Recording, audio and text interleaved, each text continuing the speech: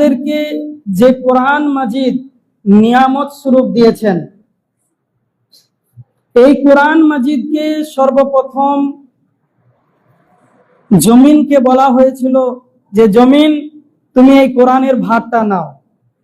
তখন জমিন অস্বীকার করেছিল যে ইয়া রব্বুল আলামিন, কোরআনের ভার আমি নিতে পারবো না।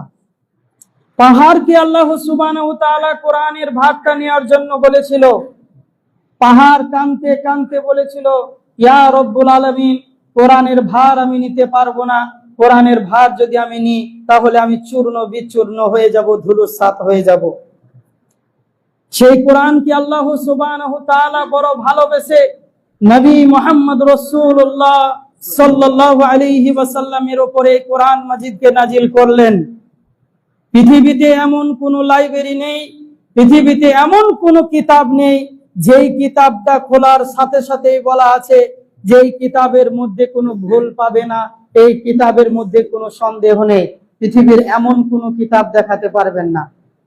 কিন্তু আমাদের কাছে একটা কিতাব আছে, যেই কিতাবের প্রথম পৃষ্ঠাতেই লেখা আছে আল্লাহ সুবহানাহু ওয়া তাআলা তিনি বড় ভালোবেসে নবীর উপরে নাজিল করলেন। আর তাই নয়, শুধুমাত্র আল্লাহ সুবহানাহু ওয়া তাআলা এই কোরআনের মধ্যে লিখে দিলেন, যালিকাল কিতাবু লা রাইবা ফীহি হুদাল লিল মুত্তাকিন। পৃথিবীর মানুষ তোমরা শোনো, তোমাদের কাছে যে কিতাবটা আমি আল্লাহ সুবহানাহু ওয়া তাআলা দিলাম, এই কিতাবের মধ্যে ভুল তো দূরের কথা, সন্দেহের কোনো অবকাশ নেই। তাহলে পৃথিবীতে এমন কোন কিতাব, এমন কোন লেখক একটা কিতাব লিখতে পারেনি আজ পর্যন্ত, আর কিয়ামত পর্যন্ত পারবে না, যে কিতাবের মধ্যে কোনো ভুল নেই। কিন্তু নবী মুহাম্মদ রাসূলুল্লাহ সাল্লাল্লাহু আলাইহি সাল্লামকে ভালোবেসে আল্লাহ এত বড় একটা নিয়ামতকে দিলেন। সমগ্র পৃথিবীর জাতিকে হিদায়াতের বাণীর স্বরূপ দিলেন কোরআন মাজিদ। এই কোরআন মাজিদ যারা হাতে নিয়ে থাকবে, এই কোরআন মাজিদে যে সমস্ত আদেশ এবং নিষেধগুলো করা হয়েছে, এইগুলো মেনে যারা চলবে, পৃথিবীর কোন বেঈমান কাফের তাদের চুল বেঁকা করতে পারবে না।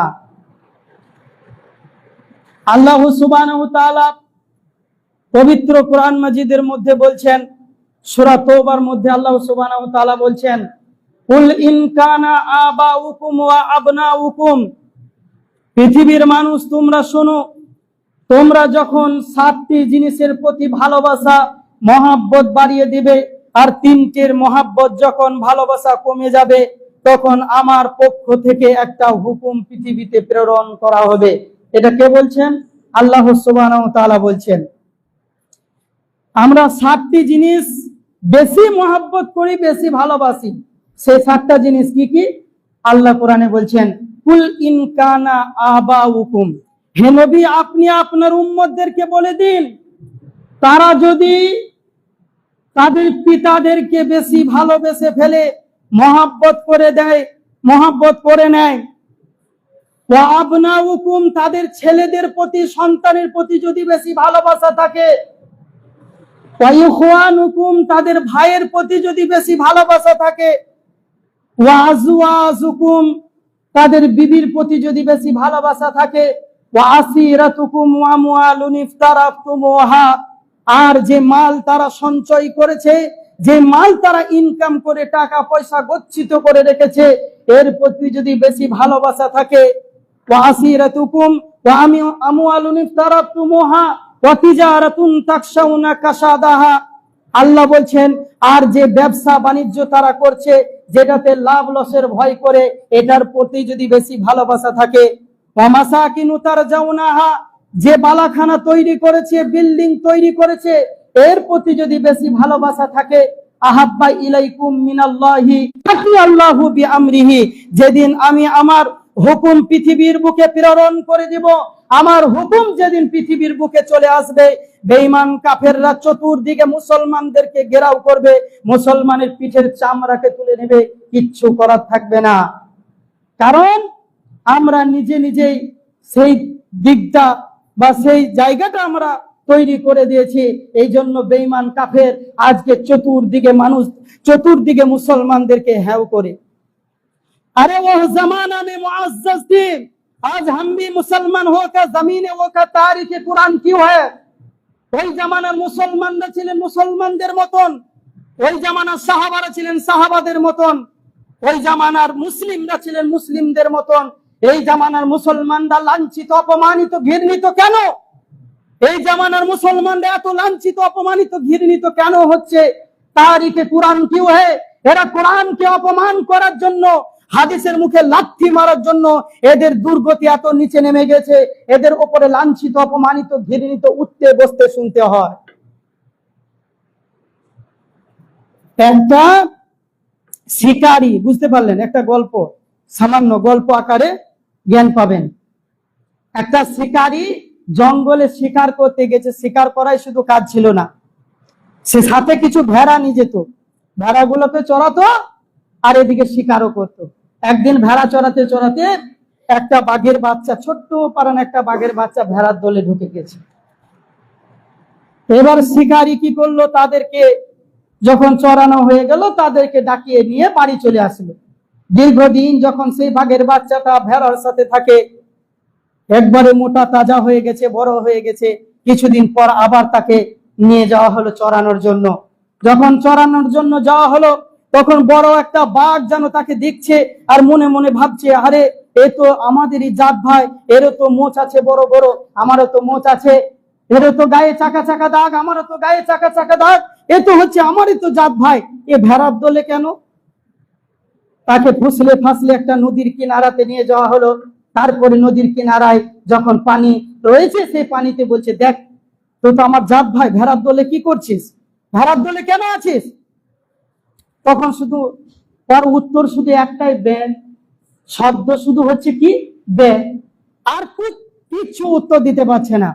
ভেড়ার দলে থেকে থেকে থেকে থেকে নিজের শক্তিটাকেও ভুলে গেছে, নিজের ক্ষমতাটাকে ভুলে গেছে।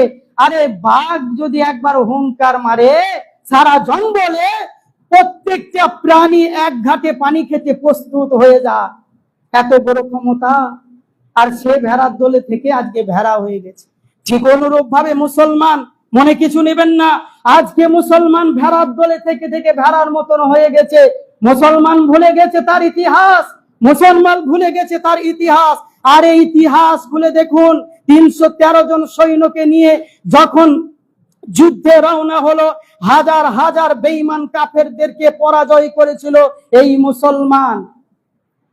হযরতে ওমর যদি কোনো রাস্তা দিয়ে পার হতো, তাহলে বেঈমান কাফেররা ভয় করতে, এমনকি শয়তান পর্যন্ত সেই রাস্তায় পার হতে পারতো না। আমাদেরই রক্ত হচ্ছে হযরতে ওমরের মতন, আবু বকরের মতন। আমাদের নীতিমালা হতে হবে হযরতে আবু বকর, হযরতে উসমান, হযরতে ওমরের মতন, হযরতে আলীর মতন, বিলালের মতন। তবেই মুসলিম সমাজ, তবেই মুসলিম একটুকু শান্তি পাবে। মুসলমান আমরা আজকে আমাদের ক্ষমতাটা ভুলে গেছি। মুসলমান যদি একবার হুঙ্কার মারে, মনে রাখবেন এই ভারতবর্ষকে স্বাধীন করার পিছনে মুসলমানের কত অবদান আছে। একবার ইতিহাস খুলে দেখুন, একবার ইতিহাস খুলে দেখুন, মুসলমানের কত অবদান আছে। কত বড় বড় বুজুর্গ বুজুর্গ আলেমদেরকে গাছের মধ্যে ফাঁসি দিয়ে তাদেরকে লটকিয়ে মারা হয়েছে এই দেশকে স্বাধীন করার জন্য। কত মুসলমান জান দিয়েছে, কত রক্ত দিয়েছে এই দেশকে স্বাধীন করার জন্য। আর মুসলমানকে বলে দেশ ছাড়া হয়ে যাও, মুসলমানকে বলে ভারতবর্ষ থেকে চলে যাও।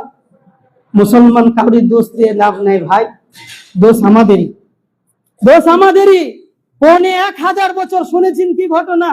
ইতিহাস খুলে দেখবেন, 1000 বছর। এদিকে কান দেন, এদিকে নজরটা এদিকে রাখবেন। 1000 বছর ইতিহাস খুলে দেখবেন, 1000 বছর মুসলমান দেশকে শাসন করেছে এই ভারতবর্ষকে। মুসলমান ঘুমিয়ে গেছে, এই জন্য আমাদের কাছ থেকে চলে গেছে। মুসলমান নিজের জায়গাটাকে চেঞ্জ করে দিয়েছে, নিজের মানে নীতিমালাকে ভুলে গেছে, নিজের ক্ষমতাকে ভুলে গেছে, এই জন্য মুসলমান আজকে পিছিয়ে গেছে। বেঈমান কাফের চতুর্দিকে বলছে মুসলমানকে মেরে দাও, কেটে দাও, মুসলমানকে দেশ ছাড়া করে দাও, মুসলমানের এনআরসি করে ভোট বাদ দিয়ে দাও। বিভিন্ন রকমের চেষ্টা, শুধু মুসলমানকে বাদ দিতে হবে, মুসলিমকে তাড়াতে হবে, এই চক্রান্ত চলছে। এবার এর পরেও যদি আমরা সংশোধন না হয়ে নিজেদের ভুলগুলোকে মিটিয়ে না নিয়ে আল্লাহর কাছে সিলিন্ডার না হয়ে আল্লাহর কাছে যদি সিলিন্ডার না হয়ে এখনো পর্যন্ত যদি আমরা না ফিরে আসি, পরবর্তী জামানা যে জামানা আসছে বহু ভয়াবহ হবে। দেখতে পাচ্ছেন না, অন্য জায়গায় অন্য দেশে শোনা যায় মুসলমান মা বোনেদেরকে নির্যাতন করা হচ্ছে, ছোট্ট ছোট্ট বাচ্চাদেরকে হত্যা করা হচ্ছে, বয়স্ক বয়স্ক বয়স্ক বৃদ্ধা বৃদ্ধা পুরুষদেরকে মারা হচ্ছে, মহিলাদেরকে মারা হচ্ছে। কে জানি কাল আপনার মেয়েকে ধর্ষণ করতে পারে, কে জানি আপনার স্ত্রীকেও মারতে পারে, আপনাকেও মারতে পারে। কোন দিন নাই এমন দিন চলে আসছে যেদিন মুসলমানের অবস্থা খুবই খারাপ হয়ে যাচ্ছে। দিন দিন মুসলমান অবনতির দিকে চলে যাচ্ছে, তলিয়ে যাচ্ছে। আল্লাহ সুবহানাহু ওয়া তাআলা এবার আপনাদেরকে বলি, যদি আমরা আল্লাহ এবং আল্লাহ রসুলের পদ্ধতিতে চলি, আল্লাহ এবং রসুলের নিয়মবলিতে যদি আমরা চলি, কি লাভ হবে শুনুন। আল্লাহ সুবহানাহু ওয়া তাআলা পবিত্র কোরআন মাজিদ আল্লাহ সুবহানাহু ওয়া তাআলা তিনি বলছেন, আলাম তারা কাইফা ফাআলা রাব্বুকা বিআসহাবিল ফিল। হে নবী, আপনি তাদেরকে দেখেননি? তারা সেই হাতিওয়ালাদেরকে দেখেননি যাদেরকে আল্লাহ নিস্তে নাবুদ করে দিয়েছিল? আব্রাহা বাদশা বলে একজন বাদশা ছিল, সে মনে মনে চেয়েছিল যে কাবা ঘরকে ধ্বংস করে দেব, কাবা ঘরকে নিস্তে নাবুদ করে দেব, পৃথিবীর বুকে কাবা ঘর বলে কিছু থাকবে না, চতুর্দিকে থাকবে শুধু গির্জা ঘর। চেয়েছিল। কিছু সংখ্যক হাতিকে নিয়ে এসেছিল, সে হাতিদেরকে দিয়ে কাবা ঘরকে ভাঙতে যাবে। আল্লাহর কি কুদরত আর আল্লাহর কি ক্ষমতা! আল্লাহ সুবহানাহু ওয়া তাআলা তিনি আলাম ইয়াজাল কাইদাহুম ফি তাজলিল, আল্লাহ বলছেন আমি ঝাঁকে ঝাঁকে পকিকুলকে প্রেরণ করলাম। শুধু তাই নয়, তাদের মুখের মধ্যে আমি পুরা কাকড় দিলাম। সে কাকড়টা সাইজ জানেন? সে কাকড়টা সাইজ হচ্ছে সরষের দানা পরিমাণ। এরকম একটা কাকড় তার পায়ের নিচে দিলাম এবং তার ঠোঁটের মধ্যে লাগিয়ে দিলাম। যখন বৃষ্টির ন্যায় যখন বর্ষণ করতে লাগলো, বেঈমান কাফেরদের গায়ে লাগতে লাগতে তারা চূর্ণ বিচূর্ণ হয়ে গেল, হাতিগুলো যেন চূর্ণ বিচূর্ণ হয়ে গেল। একটা পাথর যখন এসে, একটা কাকড় যখন এসে আব্রাহার বাদশার গায়ে যখন লাগলো, সেও চূর্ণ বিচূর্ণ হয়ে গেল। পৃথিবীতে যারা ইসলামকে মিটিয়ে দিতে চেয়েছে, পৃথিবীতে যারা ইসলামকে মিটিয়ে দিতে চেয়েছে, নবীকে যারা গালি দিয়েছে, যারা নবীর সম্মান নিয়ে ছিনিমিনি খেলেছে, পৃথিবীতে আল্লাহ কাউকে টিকিয়ে রাখেনি, সবাইকে নিস্তে নাবুদ করে দিয়েছে, ধ্বংস করে দিয়েছে। ফেরাউন পারেনি, 400 বছর রাজত্ব করেছে, তারপরেও অনাহাসিক সমুদ্রের মধ্যে ডুবতে ডুবতে মরতে হয়েছে। আর শুধু উঠছে আর শুধু মুসাকে বলছে, মুসা আমি তোমার রবকে মেনে নিলাম, আমি তোমার উম্মত হয়ে গেলাম, আমি তোমার কম হয়ে গেলাম। কিন্তু উপায় কিছু ছিল না, শেষ অবস্থায় আর উপায় কিছু ছিল না। নমরুদ চেয়েছিল ইসলামকে কটু মন্তব্য করার জন্য, নমরুদ চেয়েছিল ইসলামকে মিটিয়ে দিতে। নমরুদকে আল্লাহ সুবহানাহু ওয়া তাআলা ধ্বংস করে দিয়েছে, ফেরাউনকে ধ্বংস করে দিয়েছে, নমরুদকে ধ্বংস করে দিয়েছে, আবু জাহেলকে ধ্বংস করে দিয়েছে। পৃথিবীতে যারা ইসলামকে মিটিয়ে দিতে চেয়েছে, আল্লাহ সুবহানাহু ওয়া তাআলা তাদেরকে ধ্বংস করে দিয়েছেন। তাই ভাই আমার, ইসলামকে যদি বাঁচিয়ে রাখতে চান, ইসলামের প্রতি যদি মহব্বত থাকে, ভালোবাসা থাকে, তাহলে অবশ্যই অবশ্যই সেই দিনগুলোর কথা মনে করুন, সেই ইতিহাস একবার খুলে দেখুন। কোরআন যে আজকে তাকের মধ্যে পড়ে রয়েছে, কোরআন কাল কিয়ামতের ময়দানে বলবে, আল্লাহ নিমরা গ্রামে আমি ছিলাম, তাকের মধ্যে আমাকে তুলে রেখে দিয়েছিল, কোনোদিন আমাকে একবার দেখেনি পড়ে, একদিনও আমাকে খুলে দেখেনি আমার ভিতরে কি আছে। এই কোরআনের মধ্যে আছে, যা আল হক এসেছে সত্য, ওয়াজাহাকাল বাতিল চলে গেছে মিথ্যা, ইন্নাল বাতিলা কানা জাহুক, নিশ্চয় মিথ্যা চিরদিন মিথ্যা। এই কোরআনের মধ্যে আছে। একবার খুলে দেখেছেন কোরআনটা? একবার পড়ে দেখেছেন কোরআনের মধ্যে কি আছে? দেখিনি। যাই হোক না কেন, যেটা বলেছিলাম আপনাদের কাছে, যে বচনে বচনে বিচি হারা এলো কথা, ভেরলের যুদ্ধতে গেল শিয়ালের মাথা, মা বিটিতে ঝগড়া করে বঠি পড়লো নাকে, তিনজনের মধ্যে দোষ দিব কাকে? একজন বুড়ি বুঝলেন, তার বেটাদেরকে ফাঁকি দিয়ে $1,02,000 জমিয়ে রেখেছে তার বিটিকে দেওয়ার জন্য। বেটা মুঠুলির মধ্যে টাকাগুলো বেঁধেছে, বাঁধার পর সে কাকে তুলেছে, বগলে ভরেছে, বগলে ভরে রাস্তায় রাস্তায় যাচ্ছে, সামনে একটা নদী আছে, নৌকা পেরিয়ে যেতে হবে তার বিটির বাড়ি। তো যেতে যেতে যেতে যেতে শুধু একটা কথাই বলছে, আমার যা হয় হোক, আমার মুতুলি যেন না হয়, আমার যা হয় হোক, আমার মুতুলির যেন ক্ষতি না হয়। এই বলতে বলতে যাচ্ছে, রাস্তার মধ্যে কিছু চোর ছিল, চোর। তারা মনে মনে ভাবলো, হায় রে, এর মুটুলির ভিতরে নিশ্চয়ই দামি কিছু জিনিস আছে, যেমনি নৌকায় চাপতে যাবে তেমনি তার মাল নিয়ে ছিনতাই চলে গেল। আচ্ছা বলুন তো, দোষটা কার? এ যদি তার মুখটাকে একটুকু সামলিয়ে রাখতো, মুখটা যদি বন্ধ রাখতো, তাহলে হয়তো তার চুরি হতো না, তার টাকাটা ছিনতাই হয়ে যেত না। এ মুখটাকে যত খরচা করেছি, এর তত লস।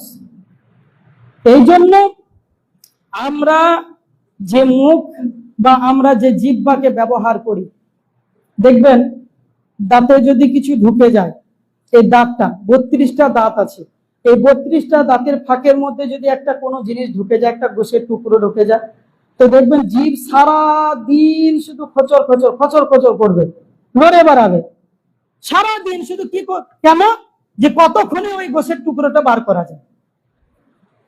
অথচ এই দাঁত সুযোগ পেলেই তাকে কামড়িয়ে দেয়, সুযোগ পেলেই তাকে কামড়িয়ে দেয়, তাকে ব্যথা দেয়। তারপরে নিজের জাত ভাইয়ের সঙ্গে কত মহাব্বত আর ভালোবাসা দেখছেন, যে একটুকু দাঁতে গোশ ঢুকে গেছে, এই জন্য সারাদিন খচর খচর করছে কিভাবে বার করা যায়। আর আমরা পাশের বাড়ি যদি ঝামেলা লাগে, আমরা উস্কানি দিই। পাশের বাড়ি যদি কোনো ক্ষতি হয়, আমরা আবার হাসি মনে মনে, মনে মনে আবার কেউ কেউ তালিও মারে যে ভালোই হয়েছে, যা হয়েছে ভালোই হয়েছে। প্রতিবেশী সম্পর্কে আপনাদের কাছে গুরুত্বপূর্ণ আলোচনা করেছিলাম, হয়তো মনে আছে কি নাই জানি না। প্রতিবেশীর সাথে সদাচরণ যদি না করতে পারেন, পৃথিবীর কোনো আমলই টিকবে না।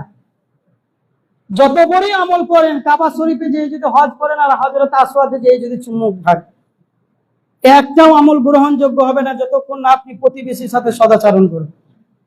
আজকে এত মানে হিংসা মানুষের, যে এক ভাইয়ের উন্নতি দেখলে আর এক ভাইয়ের তার জ্বালা হয়, গোটা শরীরটা জ্বলে যায়। তো এই মটুলিটা তখনই এর রক্ষা হতো যদি মুখটাকে এ বন্ধ রাখতো। এই জন্য আল্লাহ বলছেন, ইউসলিহ লাকুম আমালাকুম ওয়া ইয়াগফির লাকুম যুনুবাকুম ওয়া মান ইউতিইল্লাহা রাসূলাহু ফাকাদ ফাযা ফাওজান আযীমা।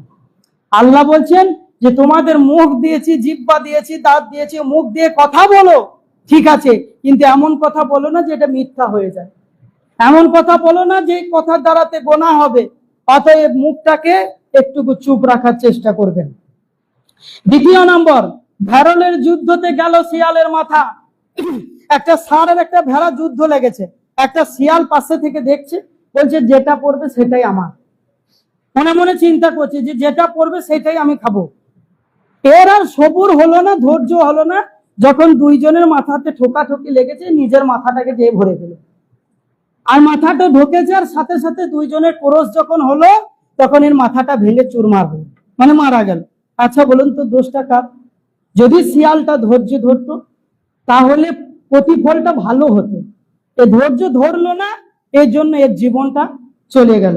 দেখবেন গ্রামে অনেক জায়গায় অনেক বিশৃঙ্খলা হয়, অনেক মারামারি, হানাহানি, কাটাকাটি, অনেক ঝগড়া ঝামেলা হয়, একজনের সাথে হচ্ছে আরেকজনের সাথে হচ্ছে।